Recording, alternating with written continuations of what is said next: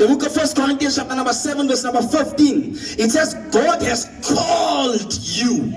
The book of Ephesians or Galatians chapter number 5 verse number 13. It says you are called into liberty. I need you to see the thoughts of Apostle Paul. He keeps on emphasizing about the calling on believers, the calling on believers, the calling on believers. 2 Timothy chapter number 1 verse number 9. It says God called us into a holy calling.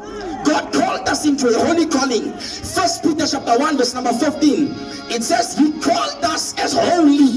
He called us as holy. 2 Peter chapter 1 verse number 3. He called us to be glorified and to be virtuous. So there is a calling to glory. There is a calling to virtue. You are called. The Bible says many are called in the book of Matthew. Many are called, few are chosen.